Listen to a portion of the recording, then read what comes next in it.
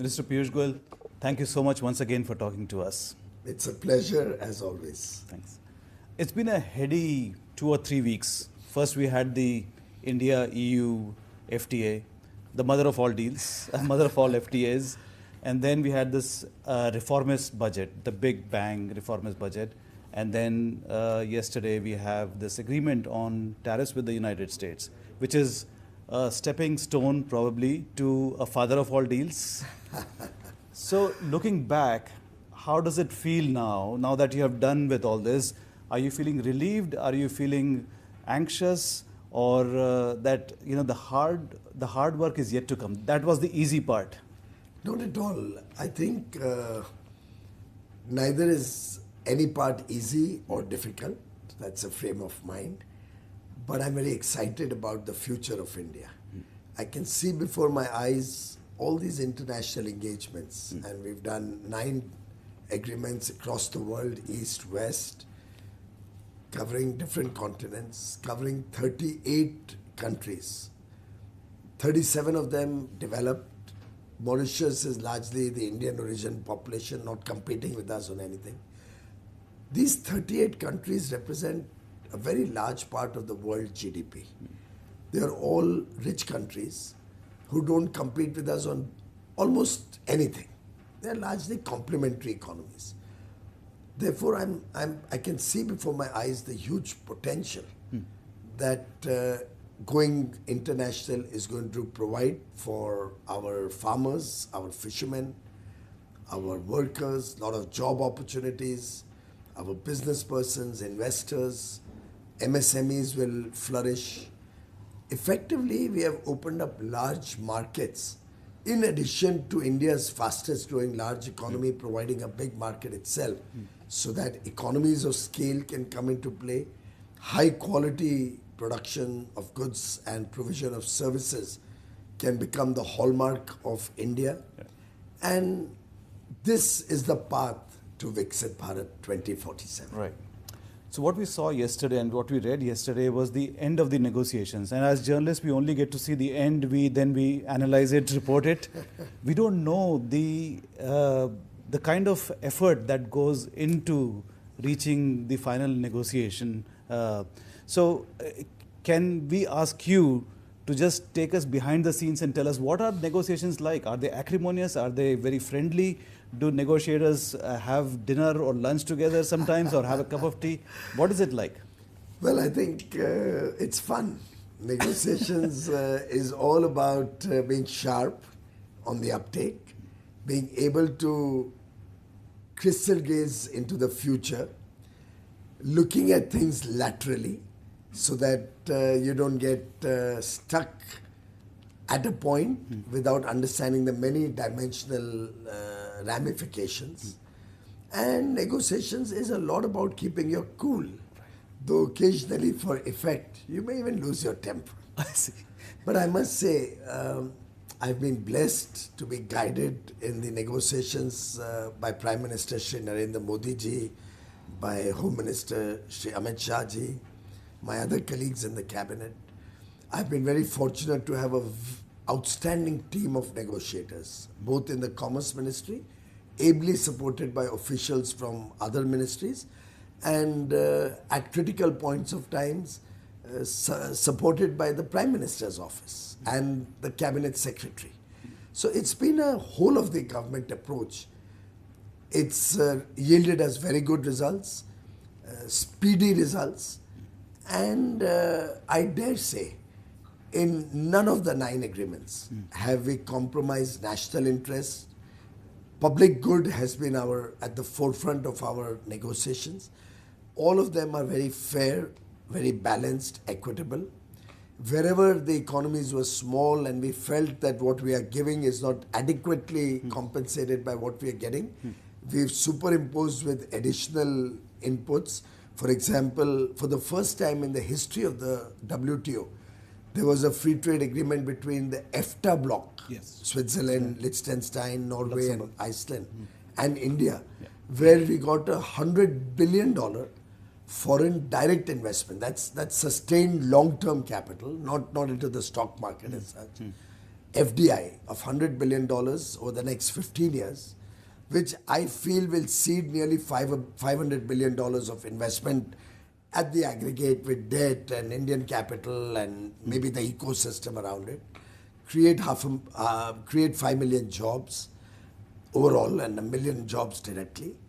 And if they don't invest, I have the ability to claw back the benefits that we have given in the FTA. It's the first time it has ever happened. Other countries are now following that template. Right, right. So what were the US negotiators like? I know you wouldn't have met them personally, but you would have got reports from your... No, I've met every negotiator personally. Really? And we've built a very strong partnership and relationship. See, negotiators have to do their job. Yeah. It's a lot about each one protecting his own interests and looking for the maximum benefit for his country. Yeah. And we should respect that. Yeah. We should also respect the fact that it's a tough job, because what we do in a FTA is going to affect the nation and our country and our people for decades to come. So one has to be very cautious, one has to be sharp, and at the same time you build a rapport with the negotiator, because there's often that rapport helps you get some additional benefit. That rapport helps you to understand each other's mind. There are often trade-offs that one is required to do.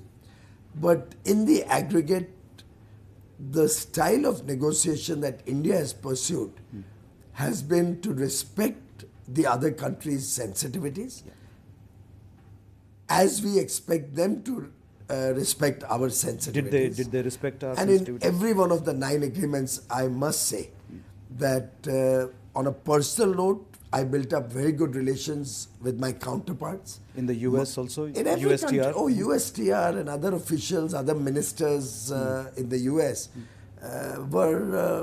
have become like so close that I could say that they're like family members, or we can pick up the phone and call up any of them at any point of time. So if there's a time I actually sent a message, "Are you free? Can I call?" And I got a shout back, "Call anytime, 24 hours. Don't even bother to message me." So that's the kind of rapport we build up at ministerial level, at operating negotiating team level. And the best part is, in all of these negotiations, Honorable Prime Minister's relation with his counterpart, with the leader of that country or that block of countries, that matters, were fabulous, were just absolutely outstanding. I can tell you, the European Union, for instance, 27 nation bloc. It's not easy to get 27 nations on the same page. Yeah. For us also, we had to carefully assess the impact of every decision in the lens of 27 nations' economies.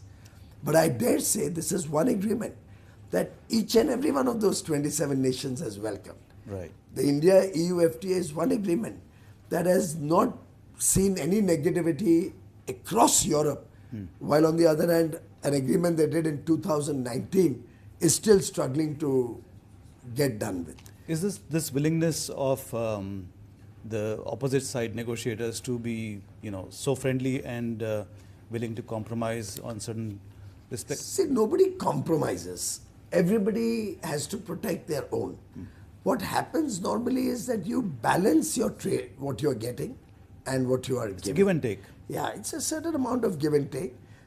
And the good part is these are not competing economies.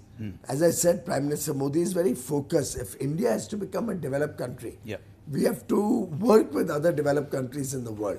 And therefore, his focus has been on expanding trade relations, opening avenues for growth and business with other developed countries, not developing countries. And developed countries naturally are unable to compete on our areas of interest, and they have things to offer which really we need. Right. So it's a win-win for both. Yeah. In the larger picture, is this agreement on tariffs with the United States, is it like an inflection point, a turning point in our relations with Washington? I'm asking you because there's a wonderful article in the Indian Express today by C. Rajamohan, and I'll just quote very quickly, and I'd ask your opinion on this. He says that trade negotiations by definition involve give and take, But the public discourse has long focused only on what India has given away, ignoring what it has gained.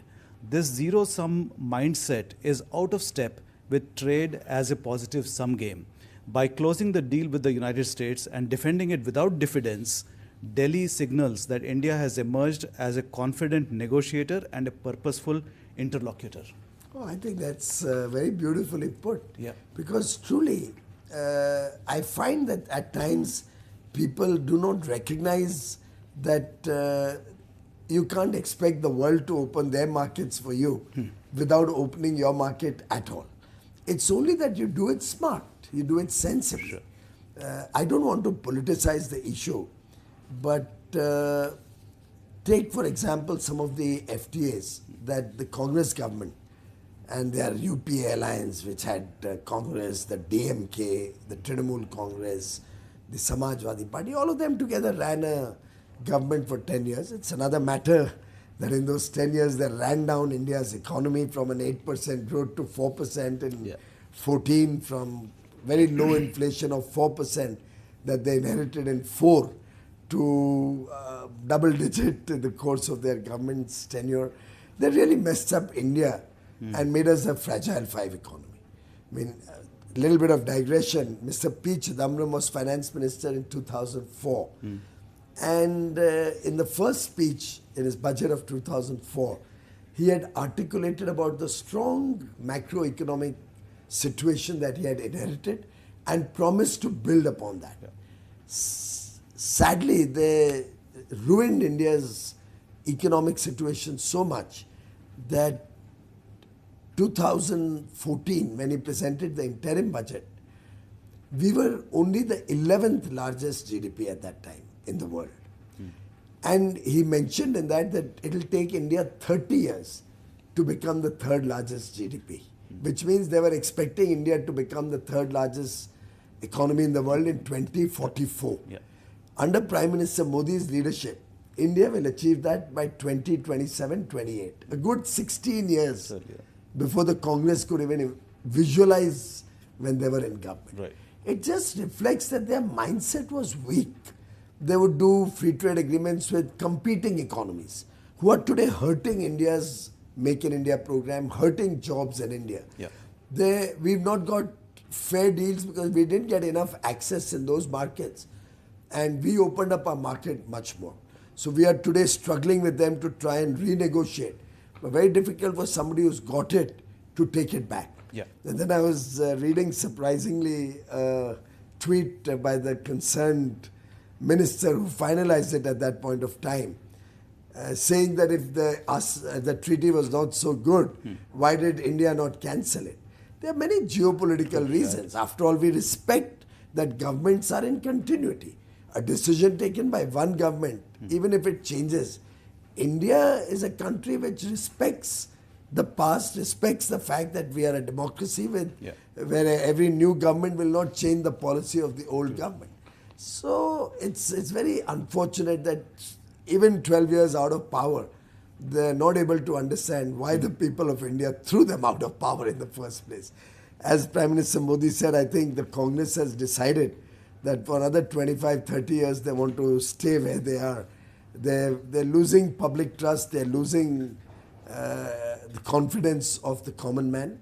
On the other hand, Prime Minister Modi, with his astute management of the economy, simultaneously taking public welfare and social development of our people to very high levels. We've taken 25 crore people out of poverty. Clearly, India is a country which is emerging with great confidence. And I agree with Mr. Rajmohan Rao that today India negotiates from a position of strength. When I start negotiations, I start by saying, look, we are a $4 trillion economy today, but the $4 trillion is going to be 35 trillion by 2047 when we are a developed economy. And Prime Minister Modi has a vision, has a roadmap well prepared and very clearly articulated amongst in his team, amongst the cabinet, amongst senior officials, how we are going to get there. And that confidence that India has today, that delta of opportunity from 4 trillion to 35 trillion, that's the future that we offer. That's what is our negotiating strength. Right. Piyush, I want to ask you specific questions about the US tariff agreement. So under the terms of the agreement, the US will reduce the reciprocal tariffs to 18%. But they will still continue to impose the basic customs duties on top of the RT. For example, they impose 7% customs duties on shrimp plus 2.5% anti-dumping and 2.5% countervailing and plus 18%. We, on the other hand, will bring down our customs duties to zero, and we obviously don't have any RT. On the face of it, it doesn't look like a balanced deal, but do you think this disadvantage will be offset, more than offset, by the huge market, the 30 trillion market the US is providing? Mr. Joshi, trade is all about competitive advantage, comparative advantage. Right. So India always had high tariffs, but we still are the fastest growing large economy. In fact, very often the US president quotes this fact that by increasing the tariffs, I will not hurt my economy because it's a comparative situation. So MFN is applied on everybody in the world. The RTs are applied on everybody in the world. It's a matter of fact. So we have to see our competitive advantage over others. And comparatively, India's RTs now amongst our peer countries, peer group of countries, the emerging economies, the developing countries, is amongst the lowest, is actually the lowest. So therefore, we are in a sweet spot. We have an advantage over the rest. So China is 35% and we are 18%. Yeah. They also pay MFN, we also pay MFN. So it's always the comparative advantage which gives you an edge into the market. It's not just about 30 trillion. That is, of course, a very compelling case. Our largest trading partner, both in goods and services. But the important thing is competitive advantage. Even when we reduce our tariffs, it's about competitive advantage. What we are giving to others as our MFN tariff and what we give to an FTA partner. So I don't think this is a material issue at all. When some people talk about it or try to highlight this, it only reflects that they don't understand international trade and they're only trying to mislead the people. Businesses, by the way, understand this very well. Right. So you will see that every business person, every industry association, everybody who does exports, whether farmer produce exports, seafood exports, all have welcomed it because they realize the massive trade advantage that this is going to give India. And it will ultimately help our farmers. We are today the largest, one of the largest exporter of farm products. Are you aware we are exporting $55 billion of farm and fish products every year? 5 lakh crores. All of that is income for our farmers. If now, with all these free trade agreements, we attract investments, which we certainly will, and we start processing all the farmer produce, it'll certainly give them a much bigger value for the farm produce. And farmers' incomes will increase. Look at Amul. Earlier, what was the price our dairy was giving to the milk producers? And after Amul came in and so many other dairies came in, how the price has increased significantly. So I think it's important for people to assess that it's a story where India is moving out from being just a producer of basic goods to now a producer of finished goods. We are now not making components for a smartphone, we are making the smartphone itself.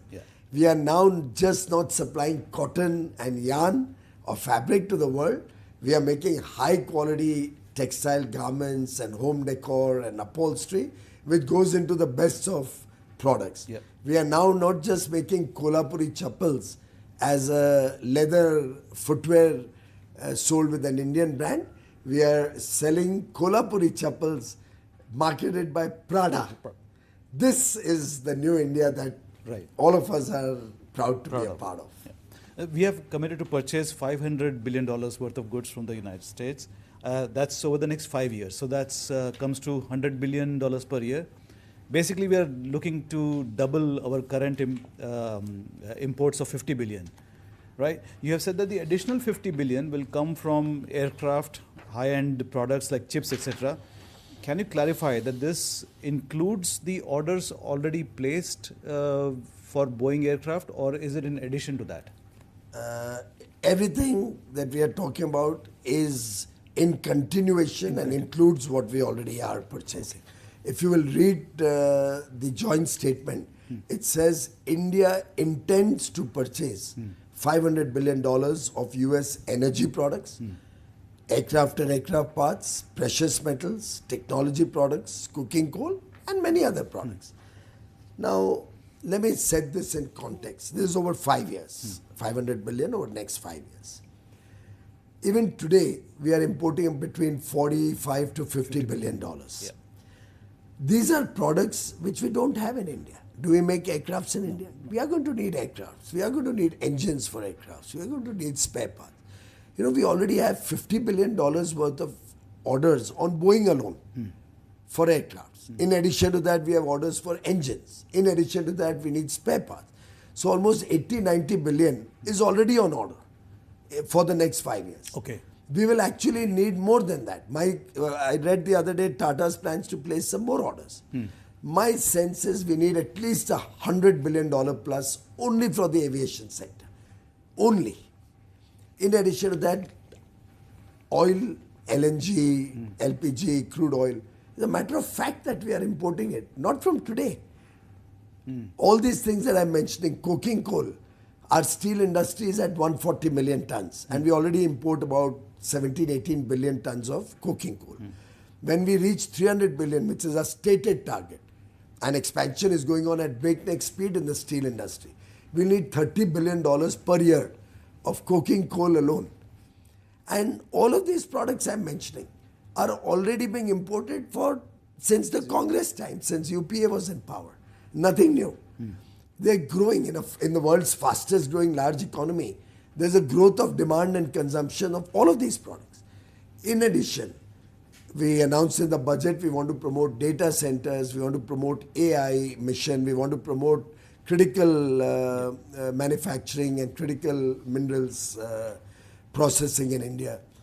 All of this will require high quality machinery, ICT products, the NVIDIA chips will require machinery for AI, for quantum computing. Where is all of that going to come from? The world's most powerful technology provider is the United States. And in that we are growing almost double digit, 15, 20, 25% a year. We could actually look at data centers. Even one product like data centers being the fulcrum of massive economic growth, and I'll explain how. Data centers will require construction of area and buildings and campuses and all. Huge jobs.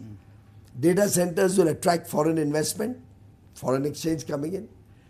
Data centers, once set up, will give jobs to people who work in that. Data centers require renewable energy. Most data centers look at clean energy sources. So our solar, wind, hydro, nuclear, and we have a 100 gigawatt nuclear plant where also we need equipment from the US in big measure. Our requirement for battery storage, pump storage, all of this will grow.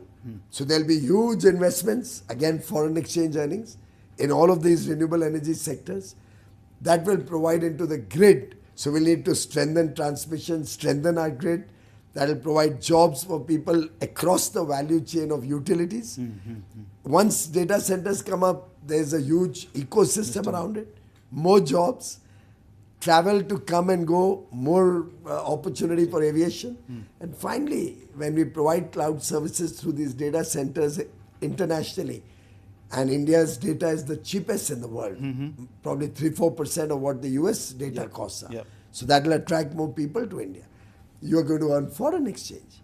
Look at the holistic thinking that Prime Minister Modi works with. I dare say our Congress friends, our colleagues in the opposition can't even think 10% as laterally and as comprehensively as Honorable Prime Minister Modi thinks. It's very unfortunate that they only can try and mislead the people. 500 billion, if you ask me, is a modicum part of what we are going to need in the next 5 years in these set of imports. We are even today importing $300 billion of goods that can be imported from the US. We are importing from all over the world. That is going to grow up to 2 trillion in the next 5 years. My requirement for these goods, which I just highlighted, in the next 5 years is worth $2 trillion. So I see no problem at all in importing $500 billion. But they have to be able to provide. So I told my counterparts that, look, I can assure you that there is demand in India, but you have to be competitive. Boeing has to supply those planes. If I place orders and they don't supply, then I'm not responsible for it. So 100 billion is very conservative. I think it's extremely conservative for a country which wants to become a $30 trillion economy, which India intends to. If in the next 5 years we don't grow rapidly, how will we ever achieve $30 trillion economy? And we are convinced that for the next 20-25 years, India will be the fastest growing large economy on the earth. So what's your target for next year? Just for next year, how much would be Joshi, the target depends on the buyers and the sellers. Government doesn't buy all of this. But I know for a fact that Google has announced a huge investment in Andhra Pradesh on data centers. I aggregated all the announcements that have come in so far. My sense is in the next 5 years, we'll see at least 10 gigawatt of data centers. At least, I'm saying. Coming up in different parts of India. Of course, largely Mumbai, Visakhapatnam, areas where the landing of the data cables is currently available. New data cables may also be set up. So I think this alone will be an investment, in my humble opinion, of about $150 to $200 billion. Just data centers alone. Wow. So this is the new India. People have to move out of the shell of living in the past and embrace the future. What Prime Minister Modi said in Parliament the other day. Bharat is now future ready. We've looked at the joint statement quite closely. There seems to be no mention of safeguard measures in case of significant jump of This is a import. 2-page document. Okay. You know that normally when we complete the formal documentation, it's a thick. whole big... I know when in the cabinet we went with the European Union document, it was a whole big set of papers, probably about 8 inches high. So it's a lot of things which are yet to be brought in. And it cuts both ways. I'm sure the United States would equally want to safeguard if we flood their market with something too much. So it's something which is a normal outcome of any negotiation. So it's work in progress. And no, it's always there. Safeguards are always there. So it's something which, if anybody is trying to highlight, it's not in this 2-page joint statement, or trying to mislead the people saying there's still a lot of clarity required. It only reflects the ignorance of those people. And I think the people of India are very smart. They've seen Prime Minister Modi first as CM of Gujarat, 12 years now as PM of the country. They've seen the 8 trade deals that he's done. By the way, not a single edit so far. In any of these 9 trade deals, not a single edit. Which could show that this agreement is not in national interest. First 8 are now done and dusted, you can imagine. Not a single edit which criticized any of them. I have a related question. There is also mention of additional products which have, there is no clarity on what they are. So should we just wait for them? Well, India has sensitivity about a certain set of products. We've safeguarded all of them and I've made it public. Just to reiterate, I'm sure by now a lot of people are fully aware of the products that we have safeguarded. A lot of people know that this is a government that's unyielding in ensuring that India's interests are protected. But just to reiterate for your viewers and listeners, take the agricultural sector. What have we protected? All dairy products. No GM products would be allowed to come in. All meat. By the way, we've allowed turkey. Now you'll appreciate, turkey is not no one eats, going to hurt any Indian interest. There's no turkey in India. Poultry, all poultry products are not a part of this deal. No concessions. Soya meal and corn, makkah, which was usually the 2 largest export from the US and was causing some concern in India. Both are not given any concessions in this deal. Cereals like rice, wheat, no concession. Sugar, no concession. Millets like jawar, bajra, ragi, kodo, amaranth, no concessions. Fruits, which we make in significant measure like banana, strawberries, cherries, citrus fruits, they're out of the deal. Pulses like green pea, Kabuli chana, moong, they're not in the deal. But there are some pulses which we import, some lentils which we import. Right. We've given them some access, market access. Ultimately, it has to be a give and take. take. You read it out yourself. Yeah. So if I don't give anything, how will I open the market for my farmers in the US? True. If I don't open it for anything at all. But there are products we import. Soya bean oil. Yeah. We have been importing from Congress time in big measure. If you look just to get last year's import value, in soybean oil, our imports have gone up to $5 billion. I've given them a quota in that. What's wrong? It's good for the country. Yeah.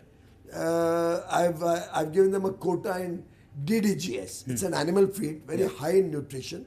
Animal husbandry, in fact, wants it. Poultry people are craving for it. Because it's it cheaper. makes the chicken much more healthiher. It's got a and higher protein content. Very high protein. Now, I have to balance all these interests. So I've given them a quota on DDGS. A lot is being made about DDGS being opened up and all. But it's good. Quota on DDGS is good for the economy. Yeah. So we have, and I can give you all the information similarly. Every one of them is very balanced, very well thought of, and will support the India growth story, and finally support Indian farmers who also want to export their products, and particularly processed products, to the rest of the world. Yeah. So it's a calibrated opening. It's an opening where in certain cases it's quotas. Some cases where I need it, I can even do zero duty. Look at tree nuts, pistachios and all this. Basically dry fruits, what we call dry fruits. We are importing about $3.5 billion of tree nuts. Tree nuts. And of that, already $1 billion comes from the US.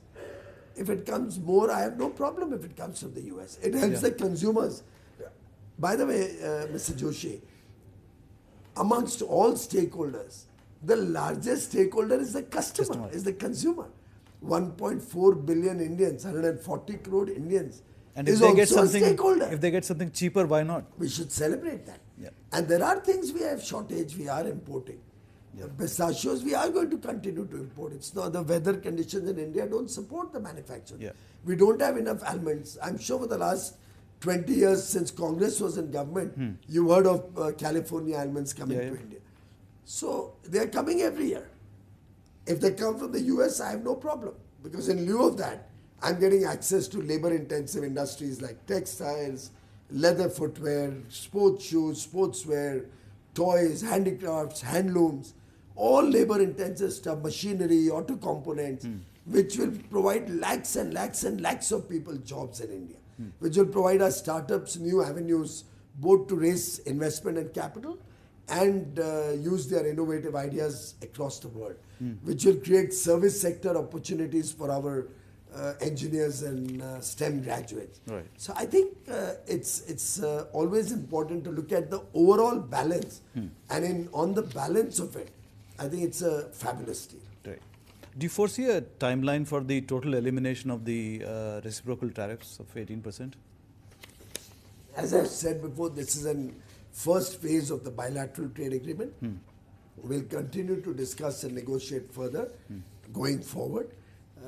You might have heard that in the last 7 years as Commerce Minister, I've always said that on trade negotiations, there can never be a deadline. There can never be a timeline. You have to wait and get the best deal. You have to labor to get the best deal for your country. Yeah. And anything done with a deadline is always harmful, and you sometimes make mistakes. So we are very cautious about it. We never work on a deadline. And even for that matter, in the EU deal, there was no deadline. Even few days before the deal got concluded, I had informed the Honorable Prime Minister, it may happen, it may not happen. And he had supported me, he's always been very, very supportive. You do your job, do it well, do it in the best interest of the people of India, of businesses in India, farmers and fishermen in India, workers in India. The youth should get opportunities, our women should be happy. That's your priority. You told him it may or may not be, may Yes. be done, may not be done. May not be done. And my fortune to have a leader like Mr. Modi who always has your back, always supports. Also your fortune that you got it done. Well, it's good that we were able to resolve the last few issues Yeah. to our satisfaction and certainly to their satisfaction also. Yeah, yeah. So it has to be a win-win for both. Yeah. I have a question on Russian oil. I know that you asked journalists to refer to Because the I'm MEA. not aware of the You're not subject, aware of it. so it won't make any difference. You can ask, but I have nothing to answer. But there is one issue that you might be able to answer. This is about Naira refinery in Gujarat. It is 50% owned by a Russian company, which is under sanctions, so it cannot I import honestly oil. don't handle these sanctions also, so I have no clue what they... You will not be able to. I honestly don't know, and I have been very busy with all my trade negotiations. I keep reading in the newspaper all of this. I have information that Naira is owned by Rosneft, but I wouldn't know what the intricacies of the...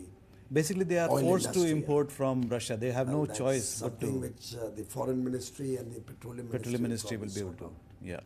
Yeah. This, you have seen the headlines today in newspaper. There is a lot of optimism about the reduction in tariffs. But one sticking point that remains unresolved is the non-tariff barriers.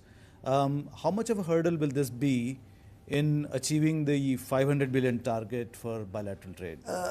In fact, the United States is one country which is very low on non-tariff barriers.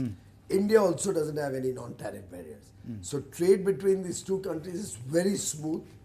We would like to facilitate that to make it even smoother and faster and more efficient. Ideally, we'd love to integrate our custom processes so that goods can have good free flow for Indian goods. I don't want to become a transshipment for other countries. Right. For Indian goods, there should be free flow, and similarly for US goods, there should be free flow. And finally, we are looking at high quality Indian goods and services. So we are very keen and we are very conscious that if India has to prosper, we will have to engage with the best of quality standards in the world. That is our objective, and that is something which is good for India's economy and future. Just before we end this interview, I would like you to encapsulate our relationship with the United States today and how it will be in the next 5 to 10 years, not knowing whether President Trump will be in power after 3 years. Well, our relation with the United States of America is long enduring. It's one of the most important strategic partnerships in the world. For the last 25 years, ever since Prime Minister Shri Atal Bihari Vajpayee was in government, we have nurtured this relationship, irrespective of change of government on either side. This relationship has only got better and better. Even in the peak of negotiations, when all the naysayers would talk about this becoming a problem and this becoming a wedge in the relationship, you would have observed I have always maintained trade is one aspect of a relationship. Trade will help further cement the relationship. But we have a fantastic partnership in the Quad. We have a fantastic partnership on critical minerals. Our technology partnership is strong. Our partnership on critical minerals, partnership on defense. It's a strategically very important partnership between the two largest democracies in the world. It's a partnership that affects all of humanity and the globe. The world looks up to a strong US-India partnership. Fortunately, Prime Minister Modi shares a very good friendship, relationship, brotherhood with the US President, as he does with a number of world leaders. He's one of the longest serving leader currently across the world of a major economy. He has built these relationships and nurtured these relationships through the years, and I think that will hold us in very good stead for a very, very long time in the future to further strengthen and cement the India-US partnership. Sure. In the last 1 year or so, our relationship with the United States has been blow hot, blow cold. You will agree? I don't agree. It's been fantastic. On so many fronts, we've had a very positive relationship. After all, trade negotiations are going on. But we signed a 10-year, I think, defense agreement. Yeah. Our trade negotiations are going on, yet they invited us for Pax Silica.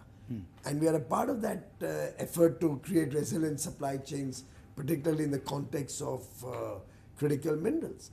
While this agreement negotiations are going on, we've been, Honorable Prime Minister, President Trump have been in touch. They met in Canada. They've been talking to each other on the phone regularly. And their friendship continues to power on. So would you say President Trump has been good to India? I think the United States of America, President Trump, his team of ministers, our counterparts in the negotiating team, and most importantly, the people of America are valuable partners. They have been good to India, as all of Indians have been good to America. And together, we are a force multiplier. Great. Thank you very much, Piyush ji. As always, a pleasure to talk to you. Thank you very much. Thank you. Delighted to be with you.